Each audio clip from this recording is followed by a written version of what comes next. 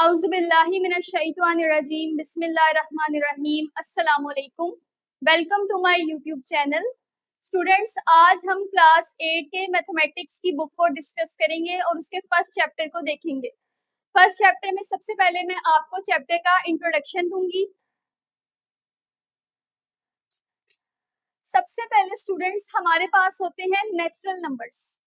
Natural number students ہم n کے ساتھ ڈینوٹ کرتے ہیں، کیپیٹل N کے ساتھ، اور یہ ہمارے پاس سمپل وہ نمبرز ہوتے ہیں جن کو ہم اپنی ڈیلی لائف میں اعداد کے لیے استعمال کرتے ہیں، اور یہ نمبرز ہمارے پاس 1 2 3 up to so on infinity تک چلتے ہیں. اس کے بعد اسٹوڈینٹس ہمارے پاس آ جاتے ہیں ہول نمبرز، اور ہول نمبرز کو ہم W کے ساتھ ڈینوٹ کرتے ہیں. اور ہول نمبرز کا مطلب ہے ایسے نمبرز جو ہمارے پاس 0 سے سٹارٹ ہوں اور چلتے جائیں اپ ٹو انفینٹی تک. Students natural number, whole numbers کے بعد ہم لوگ ڈسکس کریں گے اب integers numbers. Students integers numbers basically ایسے نمبرز ہیں جن کو ہم Z سے ڈینوٹ کرتے ہیں. انٹیجرز نمبرز میں ہمارے پاس سب سے پہلا نمبر آتا ہے 0. اب آپ کو یہ بات اسٹوڈینٹس پتا ہونی چاہیے کہ 0 کے ساتھ ہم کوئی بھی سائن نہیں لگاتے، نہ پلس کا سائن لگاتے ہیں اور نہ ہی مائنس کا سائن لگاتے ہیں. اس کو ہمیشہ خالی 0 لکھتے ہیں. اس کے بعد ہمارے پاس آ جاتا ہے پلس مائنس 1. اب میں نے پلس مائنس اس لیے لکھا ہے کیونکہ انٹیجرز نمبرز میں ہم پوزیٹیو سائنس بھی لیتے ہیں یعنی پلس کے سائنس بھی، اور نیگیٹو سائنس بھی لیتے ہیں یعنی کہ مائنس کے سائن بھی. یہ ہمارے پاس دونوں سائنس کے ساتھ شو ہوتا ہے. اس کے بعد ہمارے پاس آ جاتا ہے 2 پلس مائنس 2. اس کو بھی ہم پلس اور مائنس دونوں میں لیتے ہیں. تو اسٹوڈینٹس انٹیجرز نمبرز ہمارے پاس 3 طرح کے ہوتے ہیں. سب سے پہلا نمبر 0، اس کے بعد پوزیٹیو نمبرز یعنی +1 +2 اپ ٹو سو آن، اور اس کے بعد نیگیٹو نمبرز یعنی -1 -2 اپ ٹو سو آن. اس کو ہم کیا کہتے ہیں اسٹوڈینٹس؟ Integers numbers.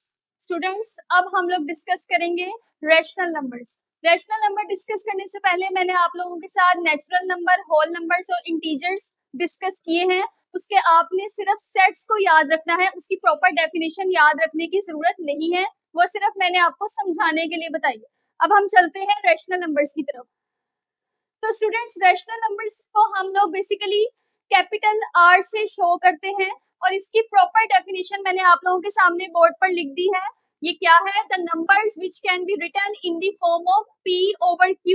ایسے نمبرز جن کو ہم P over Q کی فارم میں شو کرتے ہیں وہ ہمارے پاس کیا ہے؟ Rational numbers. where P Q belongs to Z. ابھی جو میں نے آپ کو Z کا بتایا تھا، Z کا میں نے آپ کو بتایا تھا کہ ہم انٹیجرز نمبرز کو میں نے یہاں پہ لکھ بھی دیا ہے کہ ہم Z کے ساتھ شو کرتے ہیں، جو ہمارے پاس 0 پلس میں اور مائنس میں ہوتا ہے یعنی 0 +-1 +-2 اپ ٹو سو آن. اس کا مطلب کیا ہے کہ پی کیو ہمارے پاس یہ جو سائن ہے اس کا مطلب ہے belongs to، belong کرتے ہیں انٹیجرز نمبرز کے ساتھ، اور یہ والا سائن ہے اینڈ کو شو کرتا ہے and Q is not equals to 0. اور جو ہمارے پاس اس میں کیو ہے یہ کبھی بھی ہمارے پاس 0 نہیں ہو سکتا. Are called rational numbers. Students us definition کو آپ نے پراپر طریقے سے یاد کرنا ہے. اب ہم اس کی ایگزامپل دیکھتے ہیں. For example 7/9. اب جو 7 ہے آپ نے دیکھا ہے یہ پوزیٹیو ہے، اس کے ساتھ کوئی سائن نہیں ہے، تو یہاں پہ کون سا سائن ہے؟ پلس کا. اور یہ 7 کدھر سے آیا ہے؟ یہاں سے Z والے سیٹ سے. Z کا سیٹ کون سا ہے؟ انٹیجرز نمبرز کا سیٹ ہے.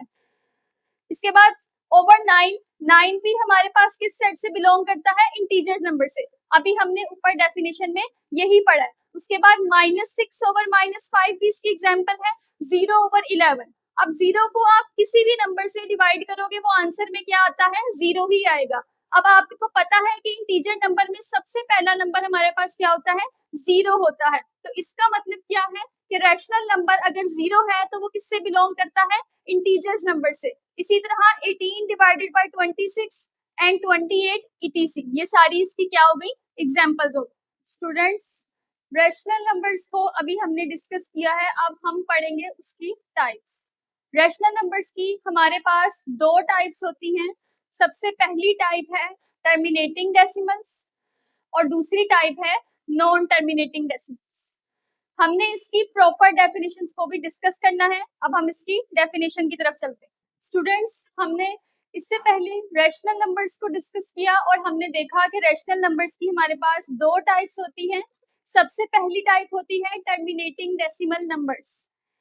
ٹرمینیٹنگ ڈیسیمل نمبرز کی ڈیفینیشن آپ لوگوں نے یاد کرنی ہے, بورڈ پوائنٹ آف ویو سے یہ بہت امپورٹنٹ ہے. Terminating decimal numbers are the decimals. Terminating decimal numbers ایسے decimals ہیں which have finite number of digits in its decimal part.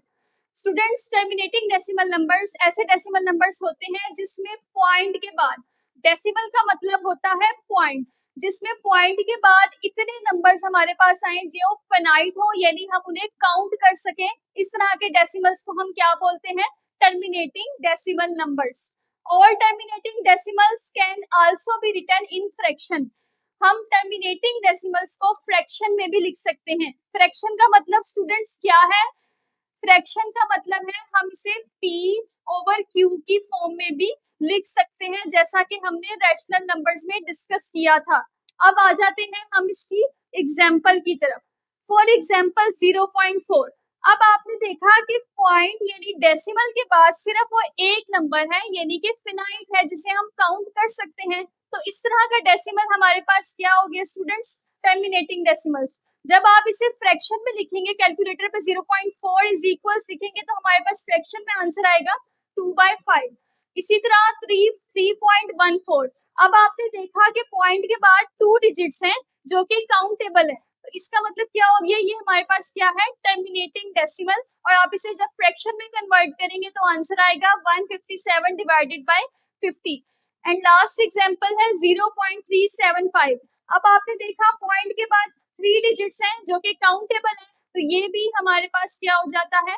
Terminating ڈیسیملز. اور جب ہم اسے فریکشن میں کنورٹ کریں گے تو آتا ہے 3/8. اسٹوڈینٹس, ریشنل نمبرز کی ہم نے پہلے 1 ٹائپ ڈسکس کی تھی, ٹرمینیٹنگ ڈیسیمل نمبرز. اب ہم اس کی دوسری ٹائپ کو ڈسکس کریں گے جو کہ ہمارے پاس ہوتی ہے naan terminating and recurring decimal numbers. Students, اس کی ڈیفینیشن بھی آپ نے کرنی ہے ایگزام پوائنٹ آف ویو سے, ویری امپورٹنٹ.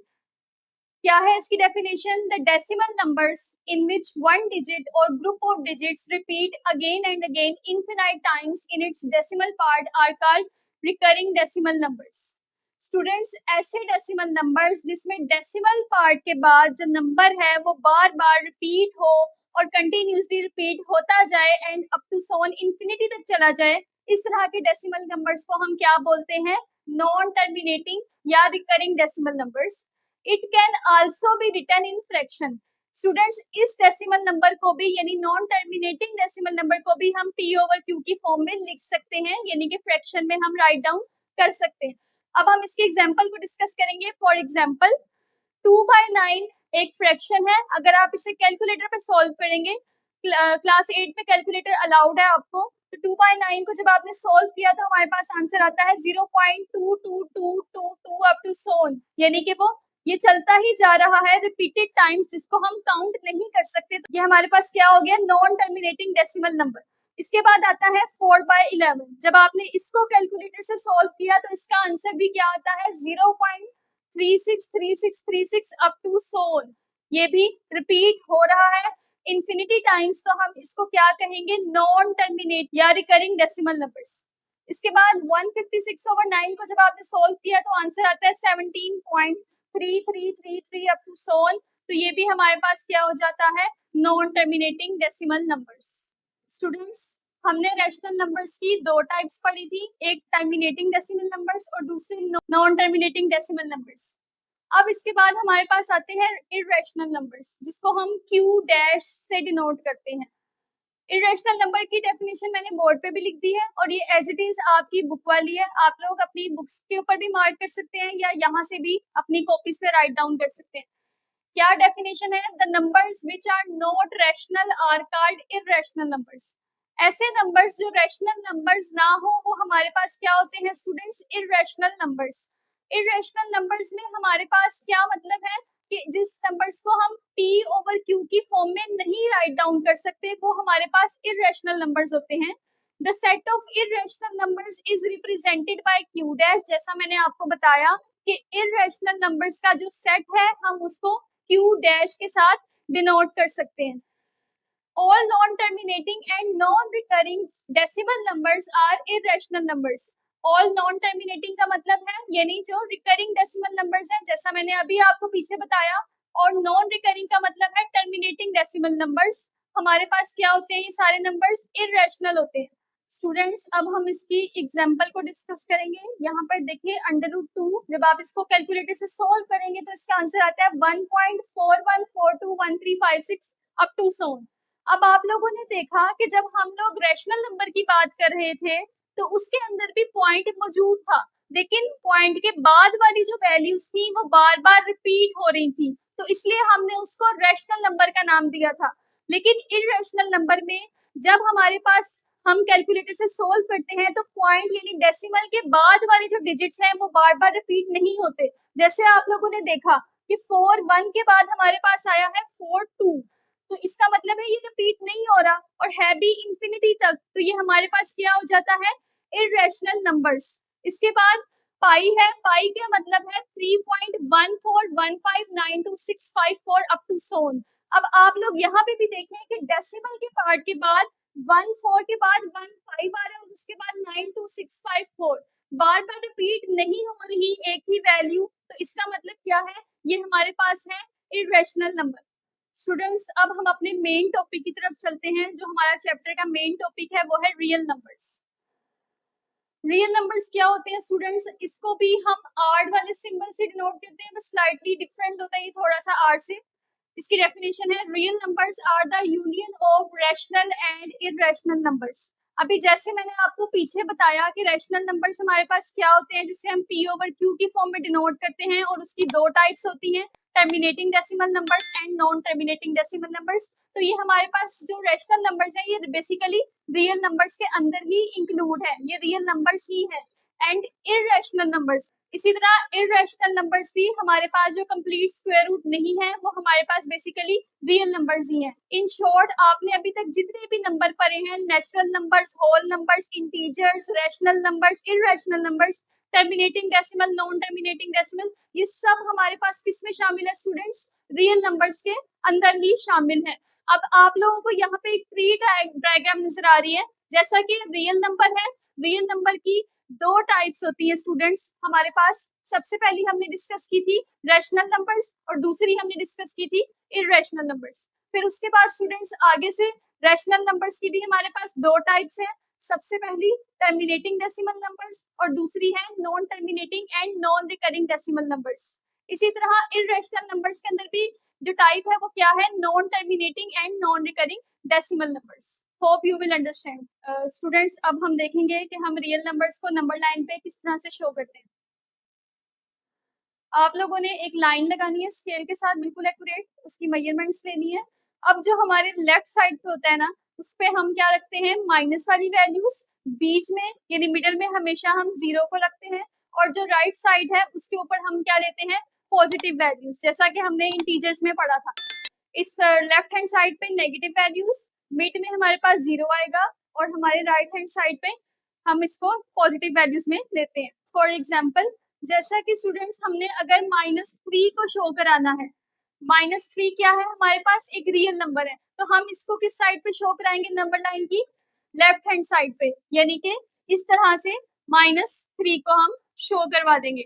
अब फॉर एग्जाम्पल मैंने अगर 4 को शो करवाना है, तो 4 को शो करवाने के लिए हम लोग अपनी नंबर लाइन के राइट हैंड साइड की तरफ मूव करेंगे और 4 को हम इस तरह से यहाँ पर शो करवा देंगे.